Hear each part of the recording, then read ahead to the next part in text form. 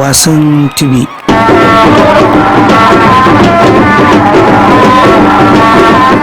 Tibi dai wasu al'umma ne da ke zaune a tsakiyar arewacin Najeriya ta ɓangaren kudu, kuma sun yi nisa a garuruwa da suke zaune suna gudanar da harkar sana'arsu da farauta kamar irin nasu yadda suke yi. Sun samu zama a garin Ancau saboda zaman lafiyar da ake yi a yankin.